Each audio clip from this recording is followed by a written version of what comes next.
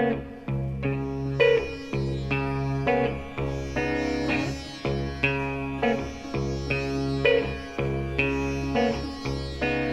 you hear the words when someone's singing, or do you follow the tune? Have you got the time for conversation? Must you really be there by noon? That's when someone's singing,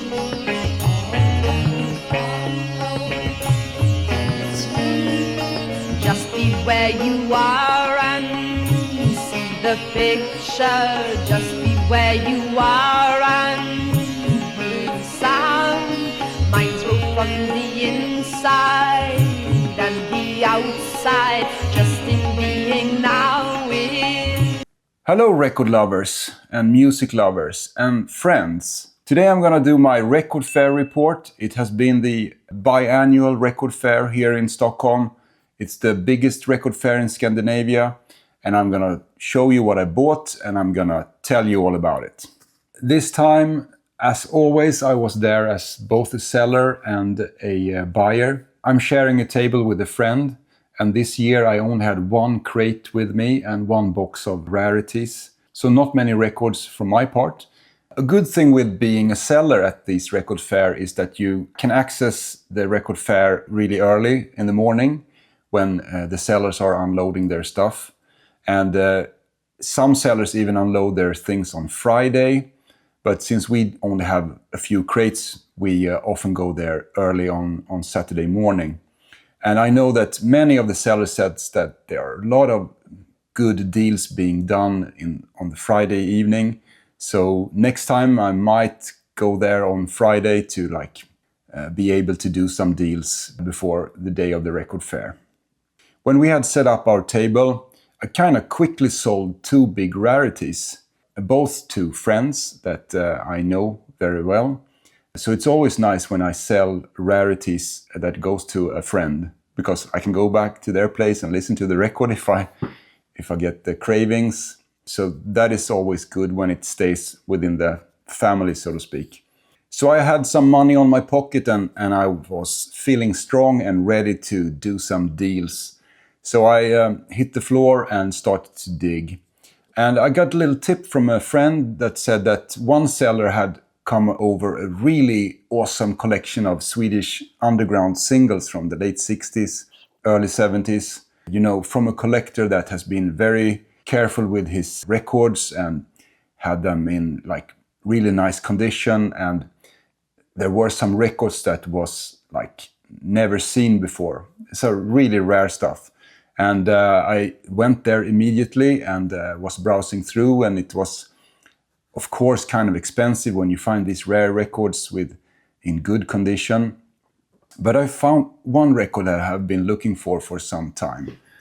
And it's a record by the Swedish band Charlie and Esdor. This is their debut single with 2 tracks in Swedish. It was released in this picture cover that you same back and front, and it was released on the M&W label in 1970.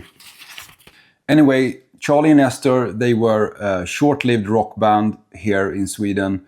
They were part of this whole underground prog psych movement in here, and they were just a duo, but they were more like a rock band.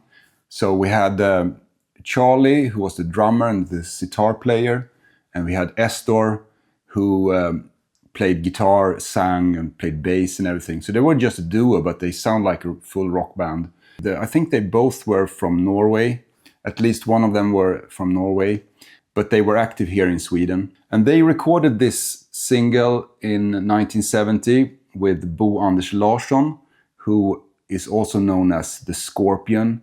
He released a really cool psych LP called I Am the Scorpion here, the same year as this one. And I have shown that one in my previous videos. And this is like a sitar-drenched underground rock single that is very hard to get your hands on. I have been looking for this for a long time, but always when I find it, it's in bad condition or the price is way too high. So I have just been waiting for the right copy to turn up. And on this one, the price and the condition were like coming together. So I went for this one. So anyway, record collecting, as you know, is about patience. You have to wait, and not just rush into a stupid deal. Because if I had bought this one in really bad condition, I probably would have had to find another copy eventually, and then I have to sell my bad copy, and no one wants to buy a record in bad condition. So wait and be cool and wait. You will eventually find the records that you're looking for. Anyway, Charlie and Esdor, this is a really cool single, and later on they started to record their full-length album, but it was never released. Only a few tracks came out on an EP a few years later, and I also have that EP, and that is a killer EP, really good one. So now I have both their 7 inches that they released. Both their singles are really expensive, but last year all their songs were released on a reissue or a compilation where you can get both this single and their EP and a bunch of unreleased tracks. So if you're interested in this band, I suggest you look into that reissue that was released on Mellotronen here in Sweden. Great band and a great addition to my Swedish psych collection. Dagen över, nu kan kvällen komma och sen glida över i nattens lugn och ro. Dagen över. So I went out hard on this record fair, and after almost 20 minutes I had picked up Charlie and Esdor. So a great start. I have sold a couple of rarities and I have bought a rarity, and next I went to a Finnish seller called Kim. Kim is a really friendly guy that I have met many years at different record fairs. He's always in Den Bosch and he's always in Stockholm, so we know each other, and he's a great guy. And he always has some interesting records. So I was flipping through his records, and I immediately found a couple of records that I was interested in. So I suggested a trade. So I picked up a record for a trade, and we agreed on a little trade. And one of the records he had was a UK acid folk record that I had on my radar for a long time, but never had a copy. And it was Magic Carpet with this lovely artwork. It came out on this Mushroom label in the UK. Here they are on the back. As you can see, they were a sitar player, a tabla player, an electric guitar player, and the girl there, her name is Alicia, and she was like the singer-songwriter and played the acoustic guitar. And this band was a mix of British folk, singer-songwriter music, and Indian classical music or Indian music. So they had the tabla and the sitar, and they combined it with electric guitar and acoustic guitar with Alicia's songs that they played. And some songs here are instrumental, and some songs are with her vocals and her songs. Many people call this like the essence of psychedelic folk. And if I have had this album when I did my UK acid folk video, I would have probably included this one because it fits right in that category. And it has these magical qualities, almost otherworldly, hypnotic kind of music, with the sitar drones and the acoustic guitars and her singing. And her voice is a bit like Joni Mitchell's, you know, she can go from low notes to like falsetto notes, very theatrical sounding. So maybe it's not for everyone, but I think it works really well on this album. And this is the only album they did before they quit. I mean, this came out in 1972, and by that time, this type of music was very unfashionable. No one wanted to listen to this. Everyone was putting on their glam rock makeup and glitter and everything. So this type of hippie folk wasn't really a thing anymore. So it just vanished, as most of these psych folk records. They totally disappeared during the 80s. And they had their revival in the 90s and 2000s. But this is a really cool LP, and I was really glad I could find this. Please, love.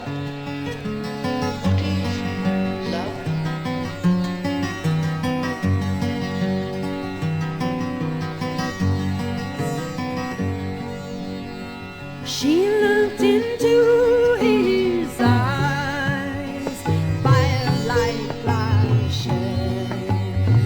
She saw the phoenix rise from the ashes.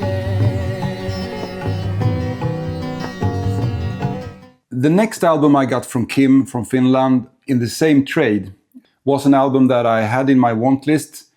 Because of Dom, Seeking a Thread, has shown it in his long time ago in his target list. And when he played a track from that album, I got interested and I put it in my want list.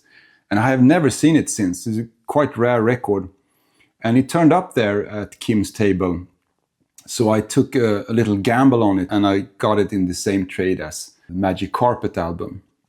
And it is this lovely LP by Vesa-Matti Loiri. I hope I can get that right. Vesa-Matti Loiri. And this is just the coolest album cover. And you can actually fold it out to see this really cool picture. Yes, 420 is not the 420 that you think of. It's 4+20. So it's a different thing he's talking about. Actually, 4+20 is one of the songs he's doing here, and that is a cover of a Crosby, Stills, Nash and Young tune that he did. This is a kind of a groovy, funky flute album.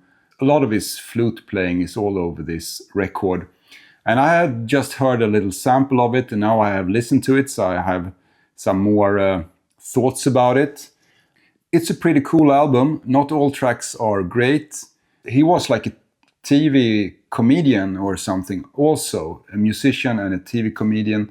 So some of the tracks here are more of comedy tracks, and probably those tracks is the ones that I don't really dig. But some tracks are really groovy flute music. And there are mostly covers on this album. He's doing a lot of like Herbie Mann covers. And the Crosby, Stills, Nash and Young 4+20 song, different takes on that song. And he's even doing like an Evert Taube song. Evert Taube was like this famous songwriter from way back in the days in Sweden. And he has done some classics, at least for us here in Sweden. But it's a pretty cool album, and you never see this one. And it was... released on the Finnlevy label. It looks like this. I always like to expand my musical genres. So thank you, Dom, for turning me on to this one. And yeah, what could go wrong when you have an album cover like this? It's pretty damn cool.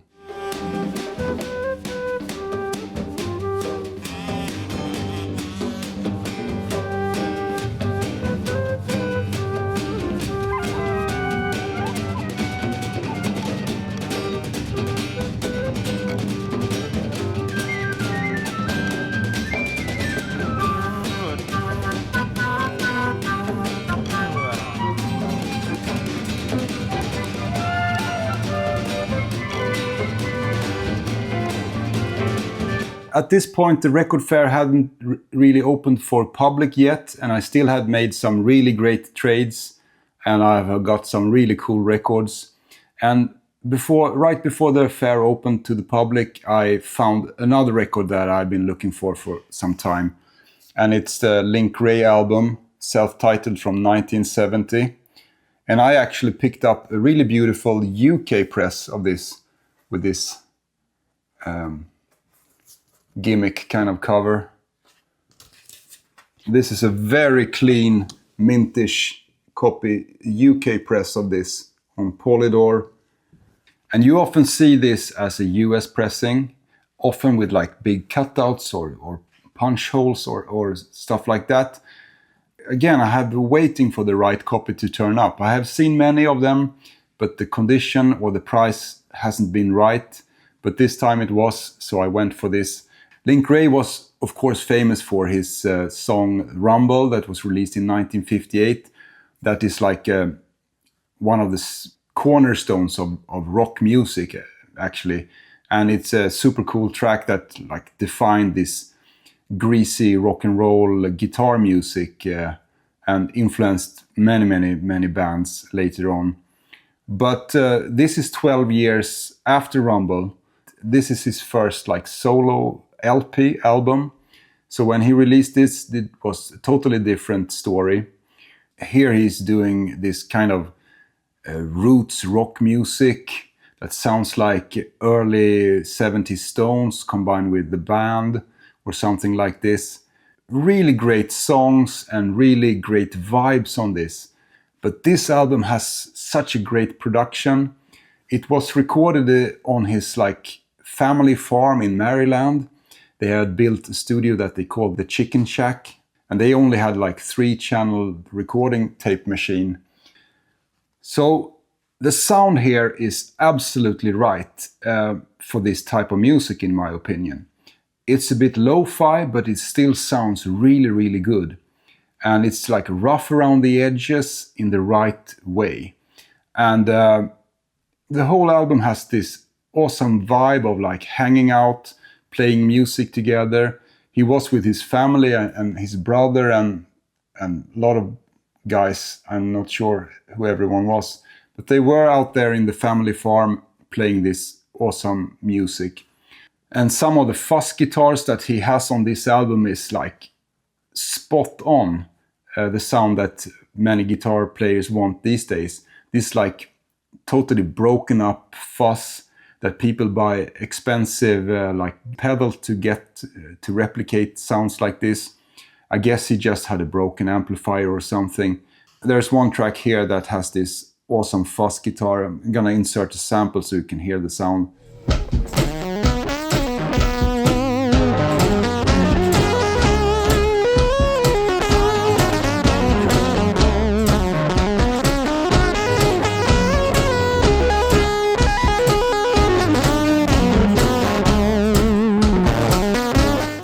Yeah, so a really warm and vibey, friendly, a good-timey album.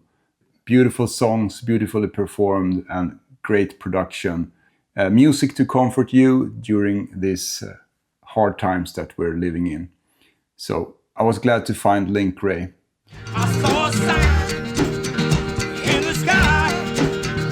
I have come to set you free.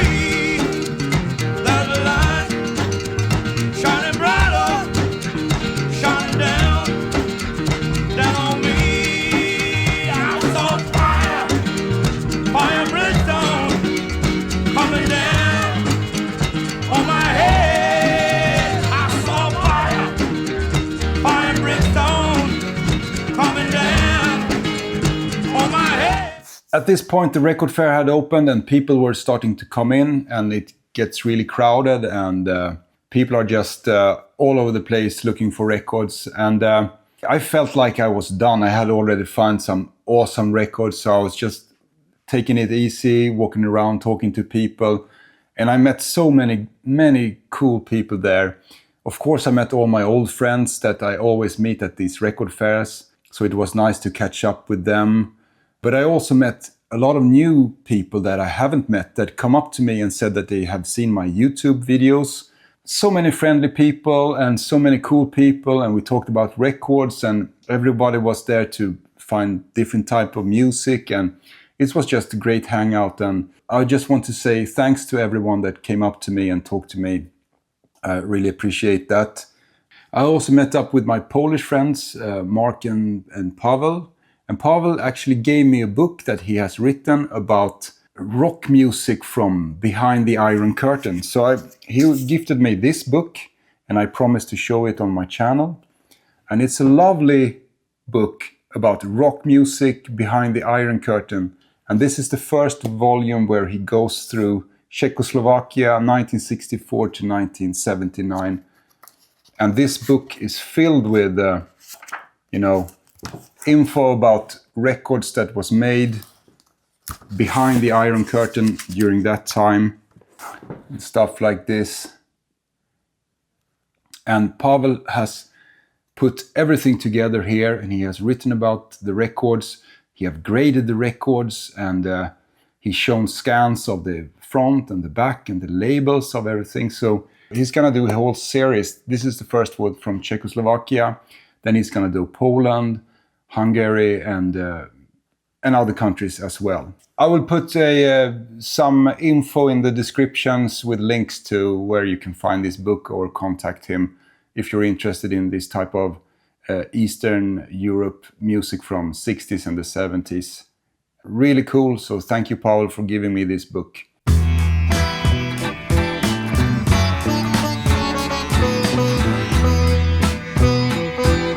I picked up one last record before the fair ended, and it was a Devo EP that I've been looking for some time.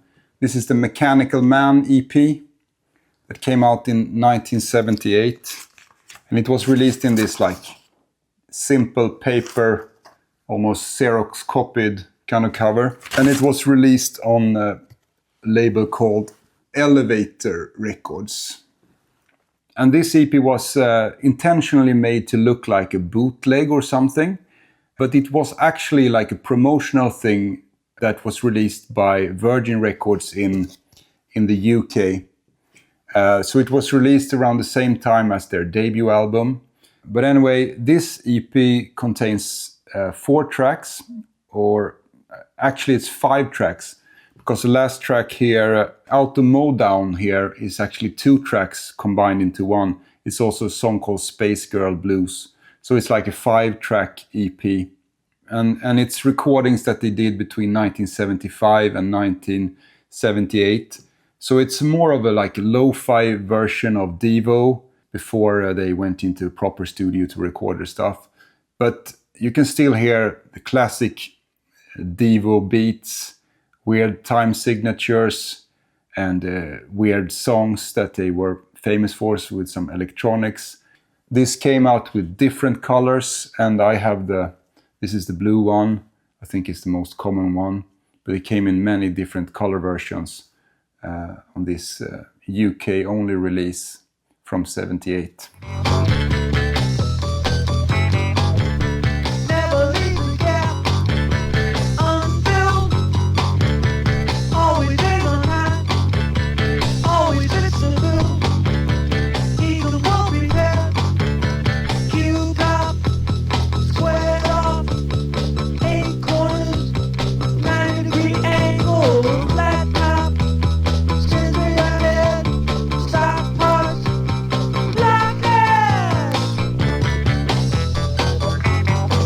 So these were my finds from the record fair.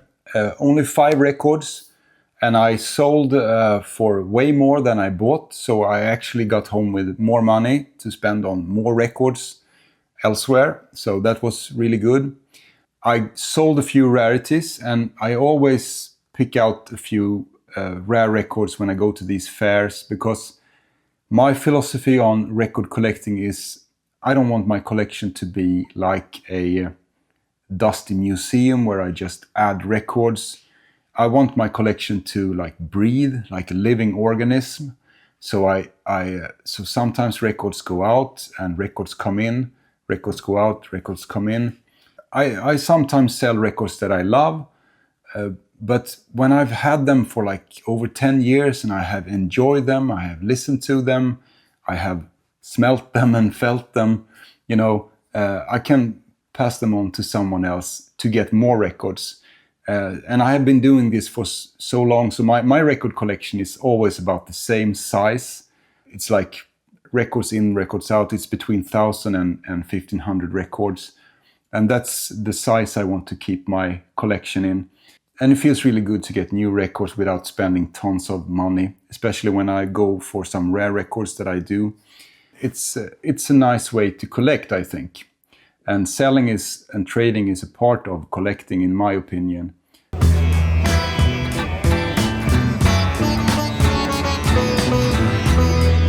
Like and subscribe if you want that, and please put down a comment if you want. I always like that.